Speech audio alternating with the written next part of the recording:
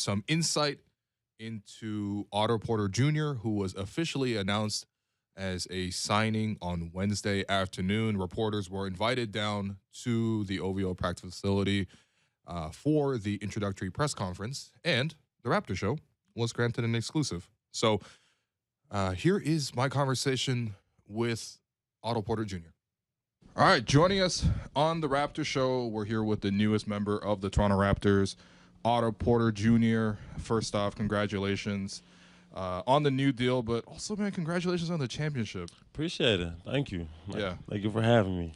I know I will spare you from I guess you probably won't give me all the honest details about how hard you guys went and all that stuff, but I'm sure you guys had a great time. Was there an MVP of the Warriors championship celebration? Because I don't know if you remember, Marc Gasol, during this championship tour, there was like a 5-hour parade. The parade was very poorly planned. And like hour 4. To my hair, right? Yeah. I don't know if you saw the clip. He like drank an entire bottle of wine. Yeah. And then like, yeah, so he was about to fall off the bus, essentially. So was there he somebody fell off the bus? No, almost. almost. Somebody was there to help him, but he was a little too drunk to speak at the end. We'll say that much. Oh, so they got the chance to speak at the end of it. Huh. We spoke at the beginning of it. That's smart. That's very smart, man. The speeches at the end were not coherent sometimes. Yeah. For a reason. Yeah. So there's no MVP or? No, yeah, probably Clay. Clay. Yeah, I saw that you guys got off the bus, some people, and like started like high-fiving fans on the street. That was really cool. I was actually with Clay. I was on the last bus. Okay. And the last bus was, they say, was the best bus because the city literally jumped over the barricades and filled the streets behind the bus. Wow. And the scene, I think Clay got a picture of holding the trophy up with the fans in the background down the street, which is like really dope. Awesome. But yeah, I think Clay got the MVP. Yeah, man. No, seriously, it was really fun to watch you guys win the title. Now, listen, before we talk like actual basketball, I kind of wanted to let the listeners get to know you a little bit. So I was doing some research on this. Tell me about Morley, Missouri, which when I Googled for this interview, it said that the population of this town is 697 people. 700 people, yep. Yeah. So That's what was my like growing little up? hometown, huh? What was it like growing up? What was the town like? I think I moved there when I was in like 6th grade. I moved closer back to my dad's family, and my mom's family. But yeah, small. We lived on the outside of the city limits, really. 5 acres of land, rural. Went to a small public school. Just did normal stuff. I heard your graduating class had 32 people in it. 33. 33? Yeah. Wow. I also saw that you were the president of the history club, but I'm gonna ask you about that a little bit later on. Actually, I did a lot of research on this, but so it seems like you come from like basketball, like royalty, especially out there, right? Like where I'm from, both families, yeah, like literally everybody won the state championship at some point, basically in your family. There was like cousins. I saw your dad, like uncles. Yeah, so like my dad sides. has a lot of siblings, and my mom does too. Yeah, and everybody played basketball. Right. It's crazy. I also read that you grabbed something like 35 rebounds in a state championship game. Is that correct? Yeah, junior year, yep. And that broke one of your family's records? My dad's record. So what was that conversation like? And his record was 25. What? Okay. I heard the report that I saw. Obviously, I didn't watch this game. I was reading the stories. Yeah. Report says the coach came in at halftime, looked at the box score, and said, "Does Otto really have 22 rebounds right now at halftime?" Yeah, it's one of our guys that was keeping books. Yeah, but the crazy thing is he didn't even tell me. Okay. So I had no idea. Okay, fair enough. I didn't know until like maybe like in the 4th quarter, something. He was like, "You got 30 rebounds." I said, "Huh?" That's pretty good. That's pretty good. To beat your dad's record by like 10 rebounds is incredible. All right. I also read that you kind of avoided the AAU circuit, right? Like a lot of players nowadays, especially like, that's where they get discovered. People know you from like 14, 15. You kind of just train with your family for the most part. Yeah.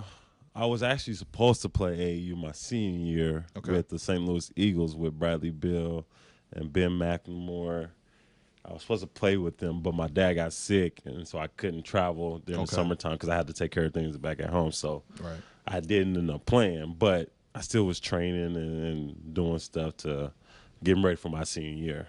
Right. Well, listen, in terms of the training, Yeah. So one of the main reasons you've been such a successful player in the NBA is because you're a really good 3-point shooter. And from my research, that was your mom who kind of taught you. At least Yeah. your mom, based on the articles I read, she claimed a lot of the success Yeah, for this. so like it's crazy because my dad couldn't really shoot Okay. back in the day. So my mom, crazy, she was a really good shooter Uh-huh. in high school, and she actually won them a state championship. She hit a corner buzzer beater three to win the state championship. So Wow. she's basically the one that taught me how to shoot from a young age. So what was that? What was that process like? Because I'm almost curious, like what kind of work goes into that? I've read some stories about how, there's like a paved driveway and like, it's nighttime, but there's like one single light and you're like In the shooting tree, shots. yeah. That was actually, That sounds like a movie scene. You know what I'm saying? But no, yeah, that was actually outside my grandma's house. okay. Actually, we put a tree, we put a light, a stoplight in the tree so that we can play in the nighttime.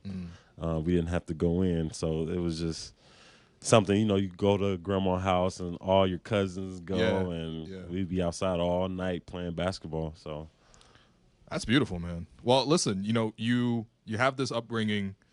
You make it to the league, third overall pick. You make your debut as a 20-year-old. I mean, first year probably didn't go as well as you probably wanted it to. I think I read that you picked up like an injury in training camp that kind of knocked you out a little bit. But yeah.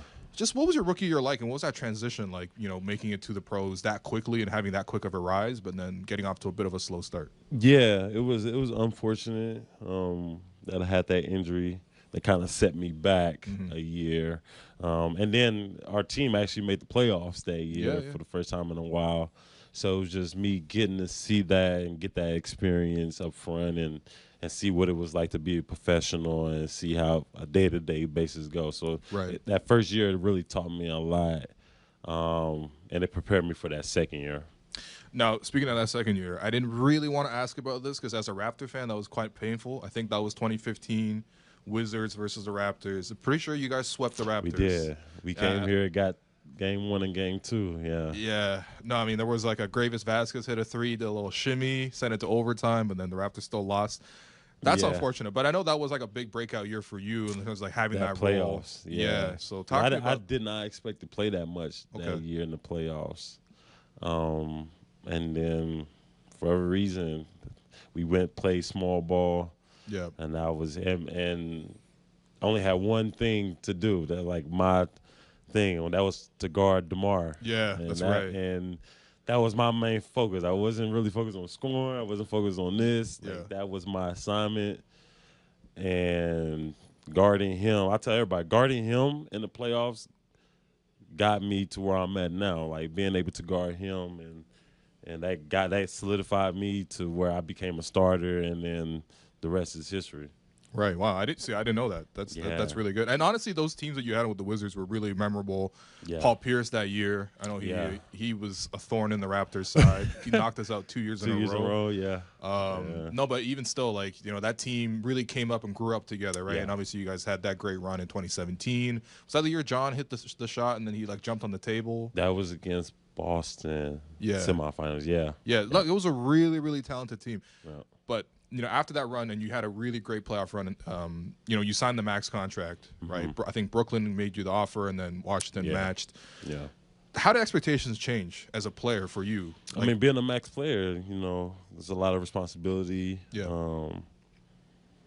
To bring it every night, you carry that getting paid, you carry that weight, and so, which it was fine, but being in DC, just it was fun because I went to school there. So I was around home crowd, fan base, and I really do love DC. It was really fun. Right. Now, the year after that, 2018, you guys ended up playing the Raptors again, right? Yeah. First round. Now, a lot of the guys have moved on from both teams, really, but you still have Pascal and Fred, right? And what do you make of the difference in them as players from 2018 to what they are now? But they grew a lot. They grew a lot here, playing here. They ended up winning the championship in 2019. Yep. So they have a ring, and they've been there and done it. And they're now like vets on the team. They were the young guys, and now they're the vets. and they've been playing together for a long time. So to come and play with those guys, it's going to be fun. It's going to be a great year. It will be, man. And listen, we were just talking about this at the press conference. The Raptors have like 10 guys essentially who are big wings, 7-foot wingspans, 6'7", 6'10", Yeah. range. Do you see a similarity between like what the Raptors are built versus a team like Boston that you guys just beat in the finals? Yeah, because they're very big team, So I think some teams are trending that way. Right. A lot of guys that can play multiple positions, Right. which is an advantage. That is an advantage, and defensively, even bigger advantage. You can switch everything. Everybody can guard every position. Mm-hmm. So that's a fun team to play for. Yeah, no doubt, man. I'm really interested to see what you guys can do on both sides of the floor. Now, I'm getting the wrap-up signal, so I'm going to move to some rapid fire. I read that as a kid you wanted to be Allen Iverson. So Yeah. what was it about AI that you admired, and also how cool was it that you got to go to Yeah, Georgetown? I mean, before I hit a growth spurt, I think everybody You where were I'm AI? from Okay. was AI. Okay. I was a point guard. Uh-huh. It's funny because one summer I went from being a point guard to center because I grew so fast. What was the in one growth summer. spurt? I was like 5'8", and I grew to 6'2" one Jeez. summer. So Okay, well, one summer. Wow. one summer, which is crazy. So yeah, Allen Iverson had a big influence on my game. Yeah. Him being the MVP and watching all the hoop mix highlights and crossover mixtapes and all that. It was just given. So Is that why you went to Georgetown? that was another reason why I wanted to go Okay. to Georgetown. Yep. Fair enough.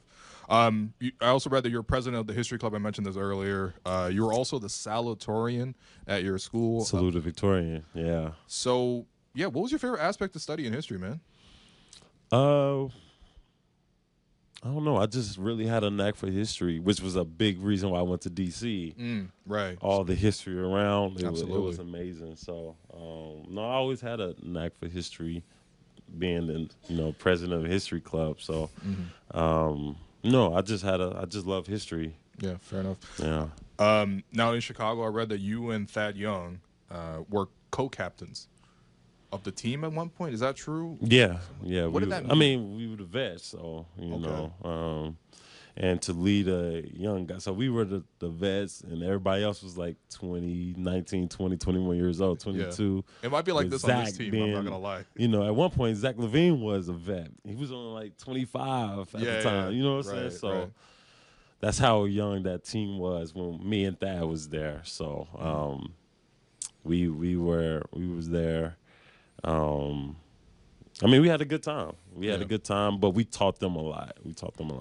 Right. Now, last question. I also heard that you're big into cars and stuff. So tell us about that. What do you do? I don't do anything. I just love cars. I've been around them my whole life. I always thought, even before, going off to school and being in the NBA, that I was going to be a car mechanic easily. Like, that was a passion of mine. It still is, Yeah. One day I will open up my own garage, so. That's cool. Yeah. What's the coolest car you got? What's your favorite? What's my favorite? Yeah. My favorite car right now that I have is my Nissan GTR. Okay. And then my second favorite is my my '69 Chrysler Roadrunner Plymouth. Damn. So that sounds nice. All right. Well, listen, Otto, appreciate you. Thank you for your time. No, thanks for Welcome having to me. Toronto. Appreciate it. And yeah, let's go. I mean, I can't wait Let's to go win see the you. championship. Let's man. go win the champ. You took the words out of my mouth, man. I was gonna say that, but you said it instead. So thank you. All right, Seriously. appreciate it. Thank you. All right, that was our interview with Otto Porter Jr. of the Toronto Raptors. I thought, first off, like, for me, I just kind of wanted to get to know him a little bit better. Usually when I do prep for these interviews, I try to do as much like reading on like their story and their history. And usually for a guy like Otto, who's been in the league like 9-10 years, like it's fairly easy. Like you'll have lots of profiles written about you, and maybe it's just I didn't do enough research, but there wasn't actually that much to be found. So I really just wanted to get to know him a little bit better. He comes from a family in a small town that, both on his mom's side and his dad's side, rich tradition of playing basketball. Again, over the course of the research, and I think I might have mentioned in the interview itself, is just like there's like state championship, and I believe like I don't know, his dad won it, his mom won it, his cousins won it, his like uncles won it. Like it's a real thing. So like um, he comes from that rich basketball background, and yeah, I mean, I think he's had a really interesting career. I think, obviously going third overall and then getting paid the max and being part of a playoff team with the Wizards, like, that felt kind of like, okay, there was this trajectory that him to go on.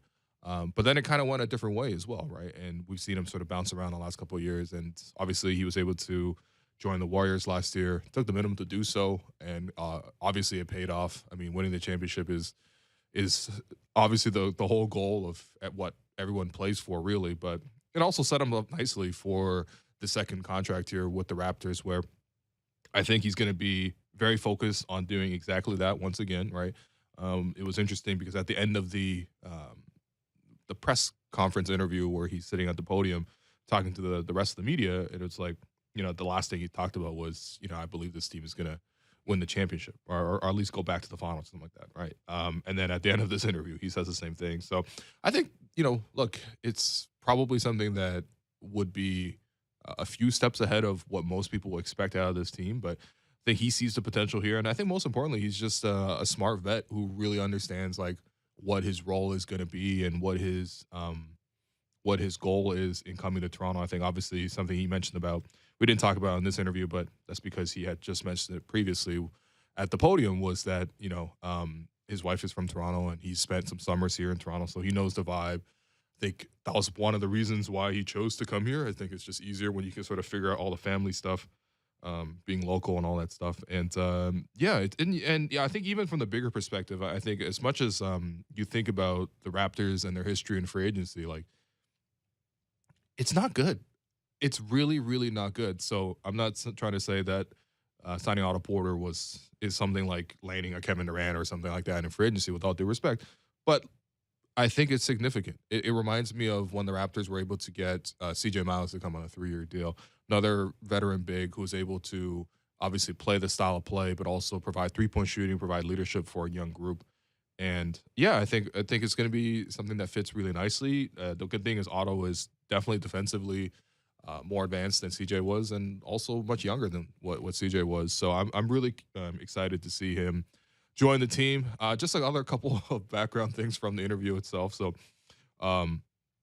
yeah, he just seemed like a really personable dude. I don't know. He had a good vibe, good aura about him. Pretty happy, obviously introducing himself to a new city, and obviously 2 weeks after winning a championship, I feel like you probably still have a permanent smile on your face just from that alone. But yeah, I mean, it just yesterday I was wearing a Liverpool kit because I wanted to, and also because I was on my way to playing soccer like right after the interview.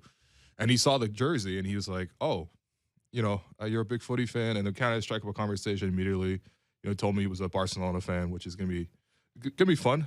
He should get along with Christian Coloco in that regard. I think both of those guys are on record as Barcelona fans, and he was just a really personal dude. And obviously after the interview, he walked out of the office that we did it in, and he walked into the court itself at the practice facility.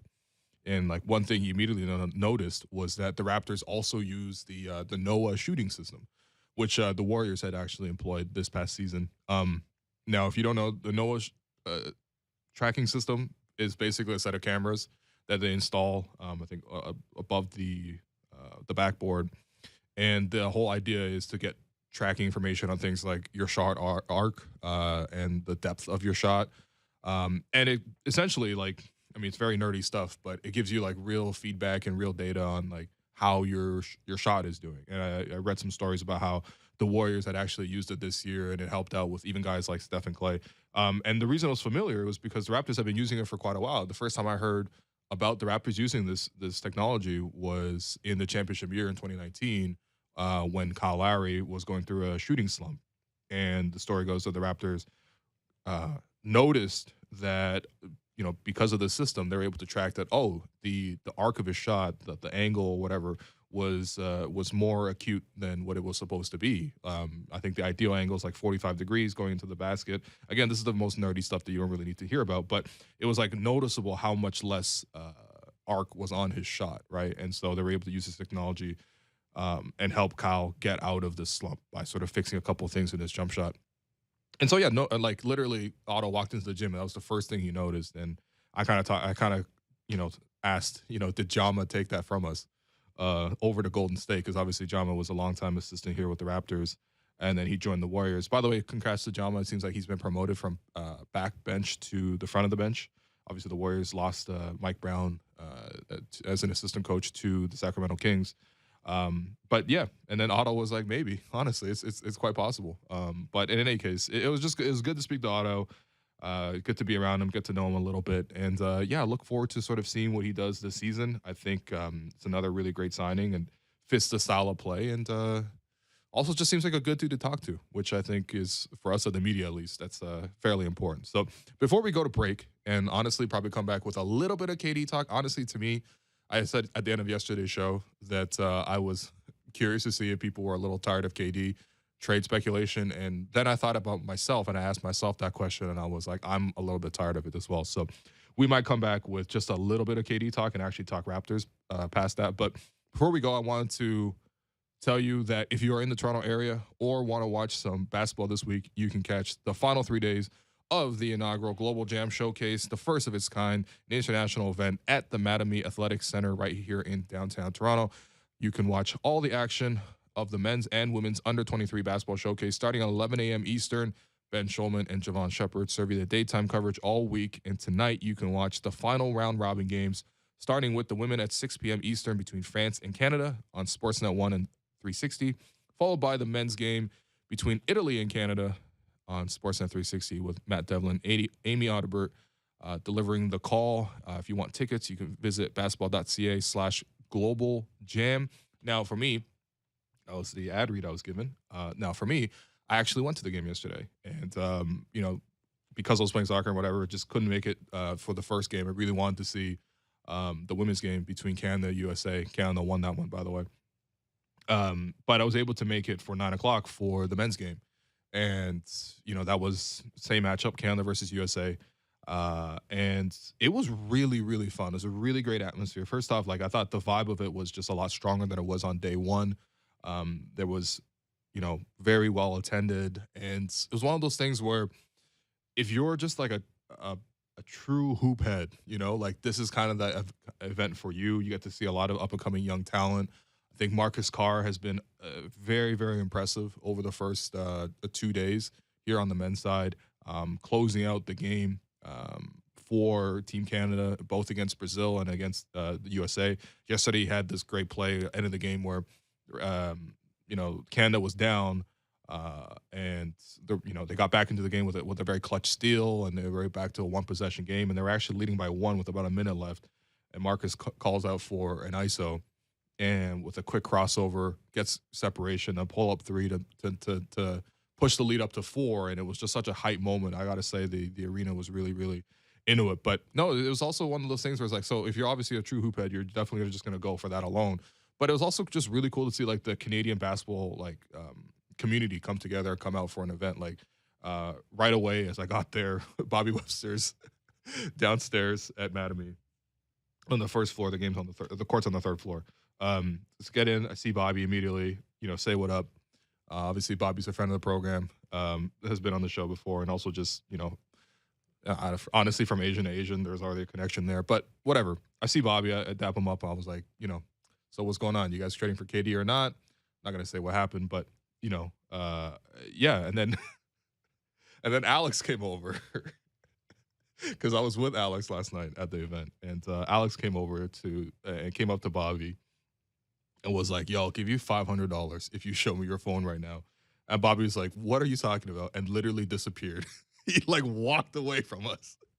And we didn't see him the rest of the night after that. But no, it was really fun to see though. Even jokes aside, it was just Bobby was there, Masai was there, Scotty Barnes pulled up, sat courtside, Shai Gilgeous-Alexander was there, Jalen Harris was there. It was just a great kind of environment. If you really, really kind of enjoy being around, not just like celebrities and stars, obviously that's one thing, but I think it's just it was a great environment for hoops, and the game itself was actually really competitive.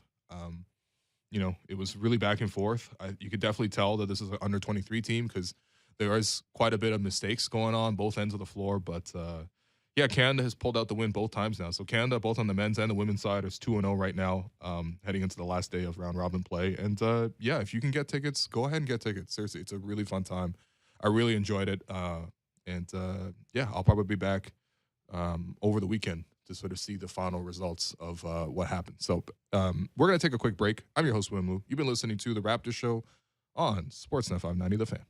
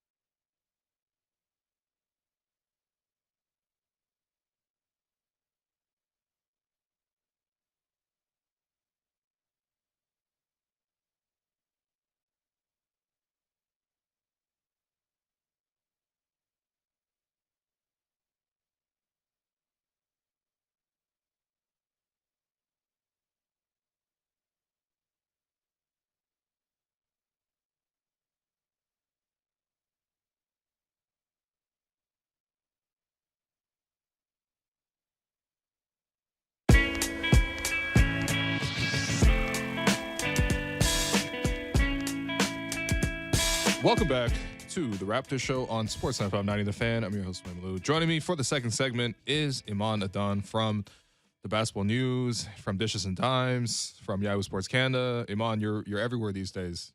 You were in Slam too, right? I was, yeah. Yeah. All right.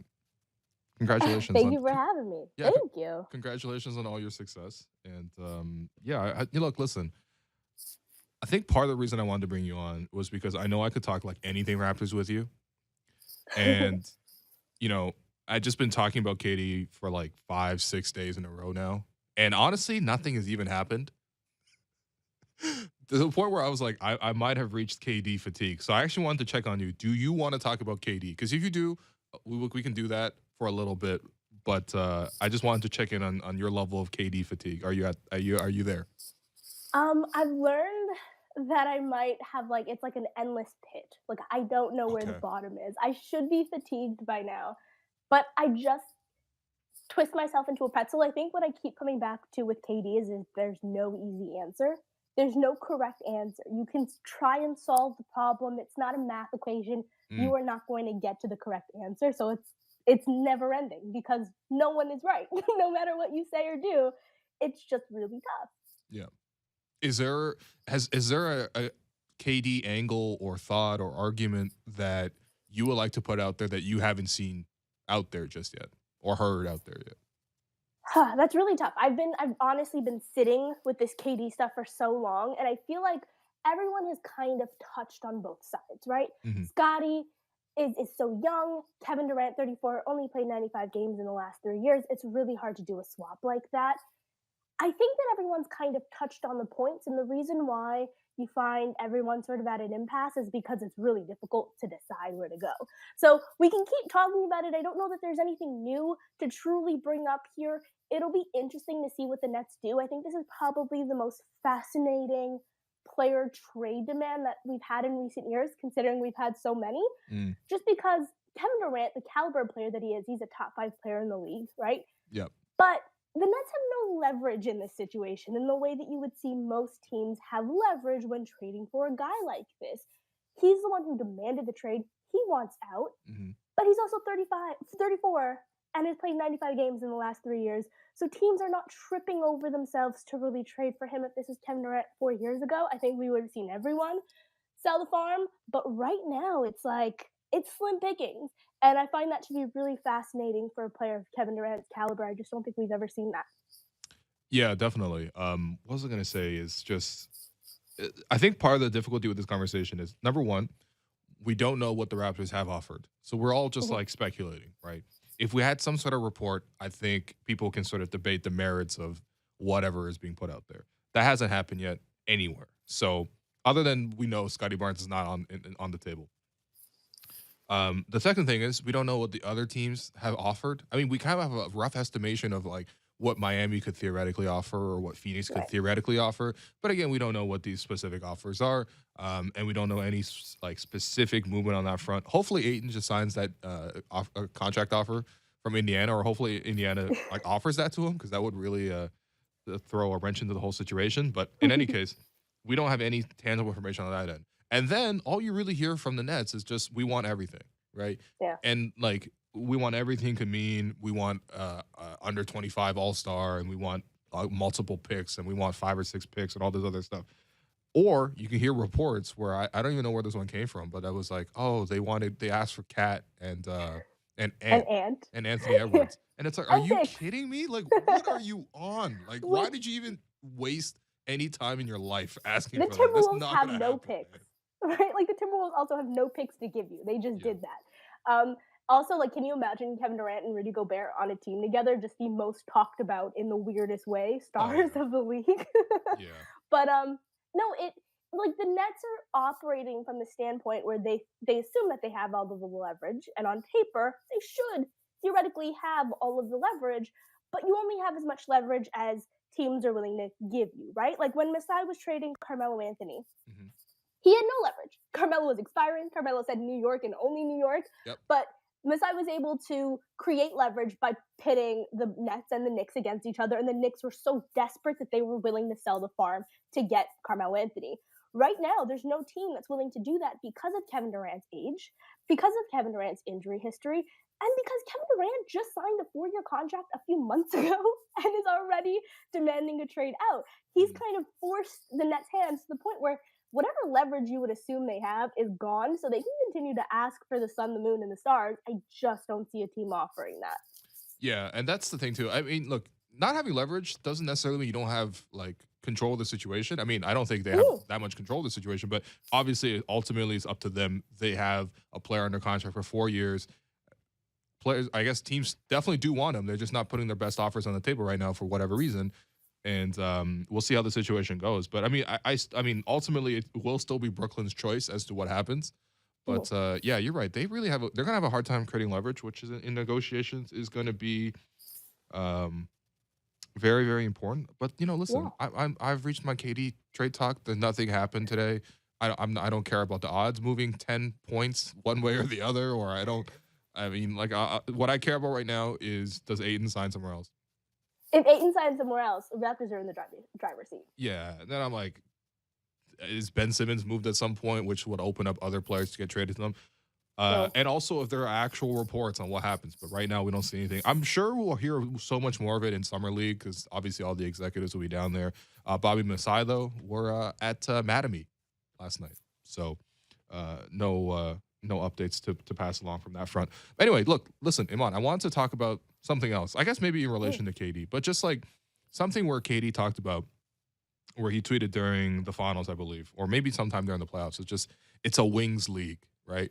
And when you look at the Nets, for example, that was a team that was deficient on wings. Um, and when you look at the Raptors, that's a team that's entirely made up of wings. In fact, I think if they brought KD in, it would only just further the meme for the Raptors in terms of what style of player they sort of come about. But then I also think about it, I was like, okay, so at what point did the Raptors become like all in on the strategy of sort of getting these 6'9" guys? Because to me, the ironic thing is, for the longest time when we're watching the Kyle and DeMar years, the one thing I wish we had was a 6'9" wing defender, which is now the whole team is 6'9" wing defenders. So, yeah, can you just trace through the Raptors' history a little bit, and maybe we'll get to the origin of when the Raptors came about this sort of team building strategy? I think that this was Masai's always plan.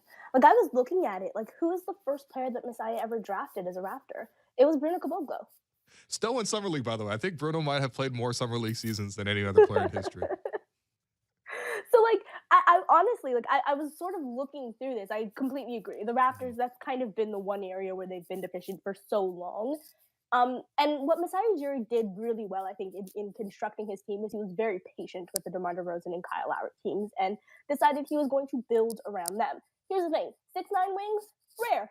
Like it's not like you could just go out there and get some. It looks that way if you're a Raptors fan because we have so many on the team, but they're rare to get. They're hard to get, and we're also seeing more and more come about now, right? Like we're starting to see the change. There weren't the Anthony Davis is a unicorn. He's unique in that way.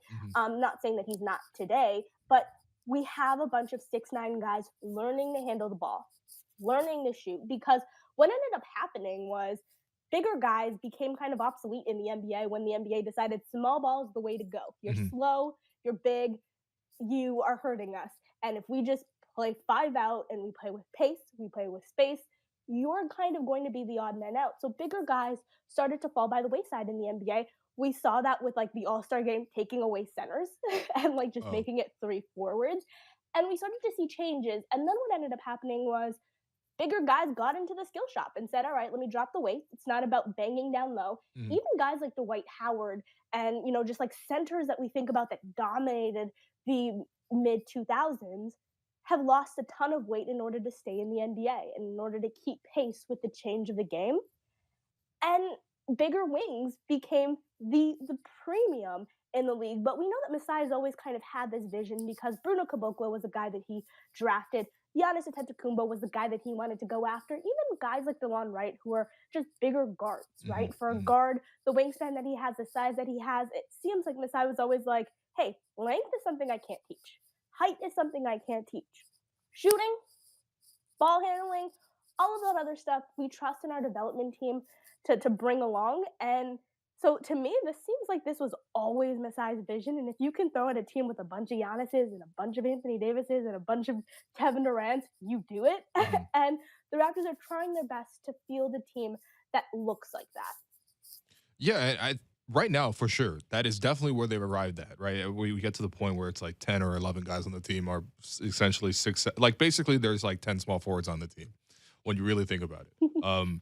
Now I think the part that was interesting to me was because the previous core and the core for a long time, I would say probably from 2014 to 2018, so that's five Yeah. seasons, was Kyle, DeMar, and JV.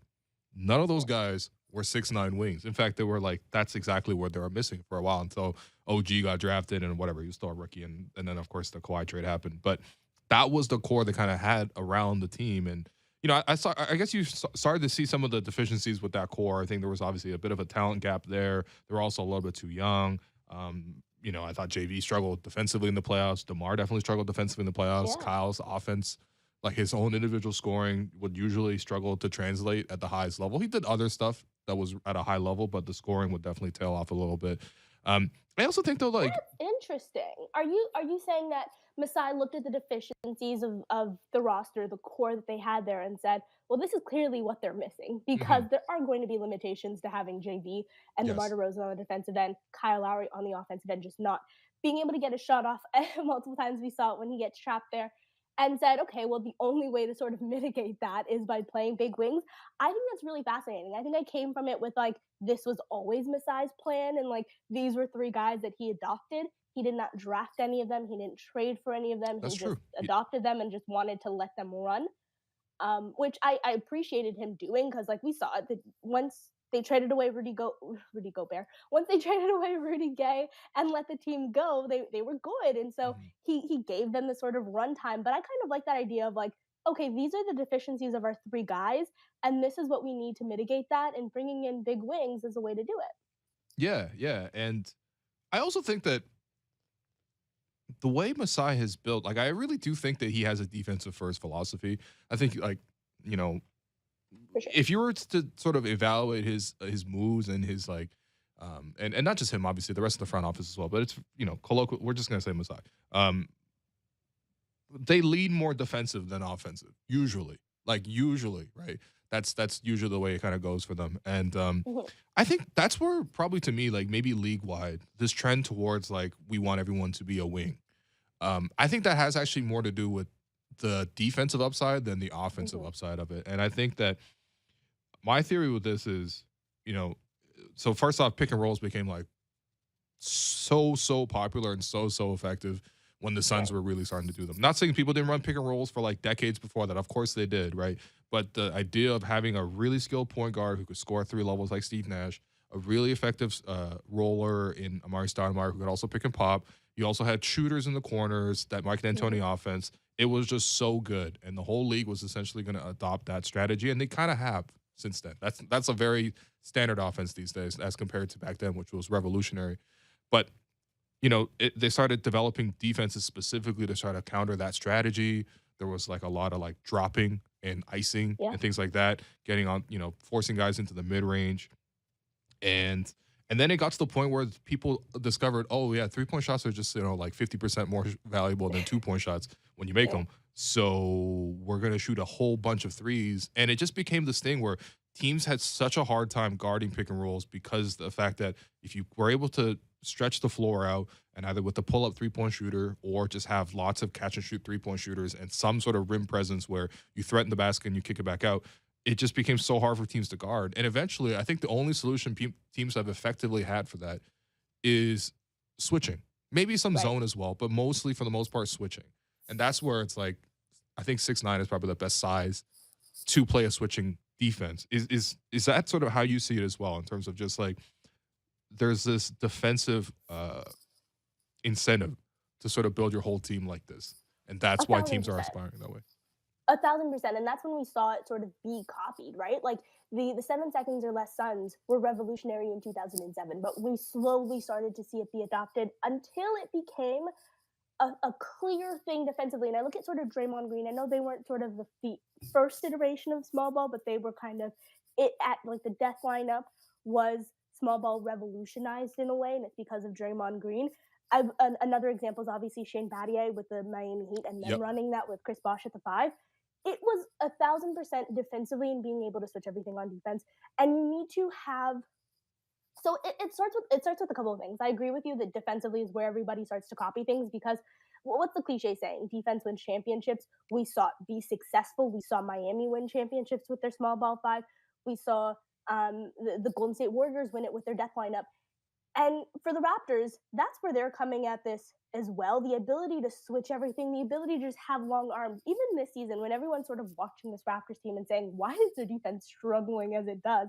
It was because Nick Nurse is like, I'm not going to switch up the defensive principles because guys can't keep up. Yeah. They're going to catch on. And we saw that towards the latter end of the season. And when we're looking at the Boston Celtics, the reason why I look at Boston as kind of what the Raptors should aspire to be is because they do have those big wings. They do have a switchable defense.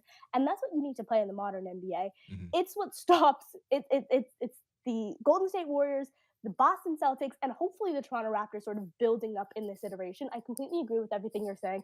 Plug in my piece from before where I talk about this specifically, and I talk about, for one, Anthony Davis playing the 5 for the Lakers and being able to win a championship that way because the Lakers were able to switch everything against a team like the Houston Rockets who wanted to go small, and the Lakers were like, hold up, we can do that, but we can do that bigger, and we can do that better, which is exactly what the Raptors are sort of adopting. Is like, not only can we switch everything, but we can be longer and bigger at all 4 or 5 positions. And it just starts with your big wings. You need to have the length, you need to have the size, you need to have the versatility.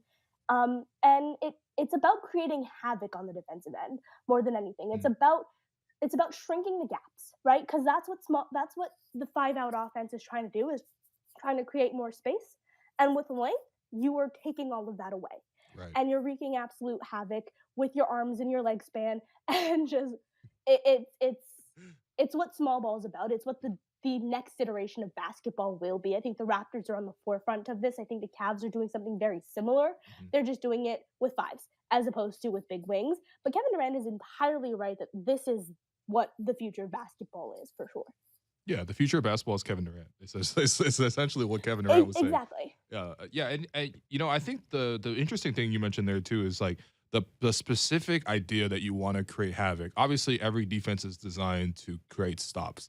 But I think there's something to do with the idea that obviously basketball being a continuous game. This is something that happens a lot in soccer, for example, where you build your defense in particular to potentially build your offense from, because the game obviously flows, right? So yes, you can build a defense that maybe gets you the most stops and most defensive rebounds, and you kind of like focus on getting that stop.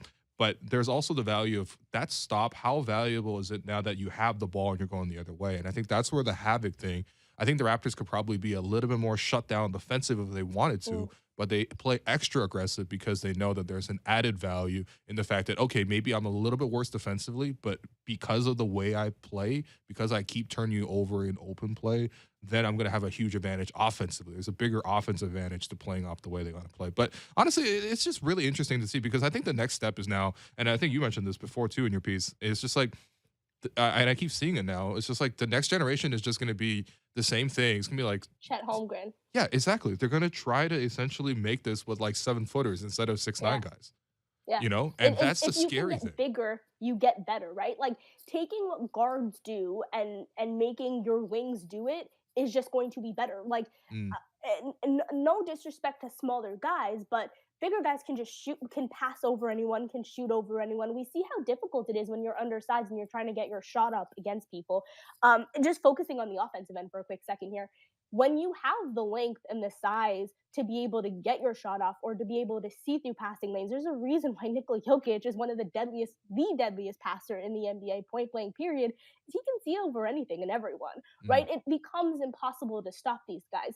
And so if you can add in your ball handling, if you can add in the shooting on the offensive end, and what the Raptors are sort of believing is, I can't teach size, I can't teach wingspan, but I can teach shooting and I can teach ball handling. And so the offense will come. The focus is specifically on the defensive end. The focus is specifically on creating havoc. The focus is specifically on just blitzing and trapping and just moving and cutting and creating or clogging the space really and taking things away. And you're going to have nights where that looks terrible. You're going to have nights where you're giving up a bunch of corner threes. Mhm. You're going to have nights where you're worried about your rim protection. But on nights where it flowed, we saw how stifling that defense can be and how it seems like they're everywhere and it seems like there's a sixth man on the court sometimes Yeah. because of that extra length and that Well, extra size. Nick Nurse is on the Um, court sometimes. so, yeah, true. Sometimes there is an actual sixth man. But I was watching just Chet's summer league game. I don't know if you saw it, and I just saw clips of it. I didn't get to see the whole thing. Iman, you and I both understand this. For a man like Chet with his let's say profile, if he's anything remotely good, you will see it, and everyone will fall in love with him. We'll leave it at that. But people know what we're saying. Chet Holmgren. It's a very good point. But what I sort of saw from him, and it's really Mhm. interesting. I look at someone like Chris Boucher, who just blocks every single shot imaginable, right? Like Yep. he's got. But sometimes you watch Chris and he's just blocking it into the stands. He's just blocking it 4 feet into the crowd. Watching a guy like Chet have the composure to block it but tip it towards himself and then initiate the fast break on his own and be able to get the pass off Mhm. is like this is the future of the NBA. This is entirely what we're watching. How do we see a guy at that size? Obviously, he's got the interior presence that you want from someone of his size. He's got the shot blocking, he's got the rim protection, but the ability to tip it towards himself and create a one-man fast break, and just run the court on his own. That's just not something that we would have saw 10 years ago. That's not something that we would have even seen 5 years ago.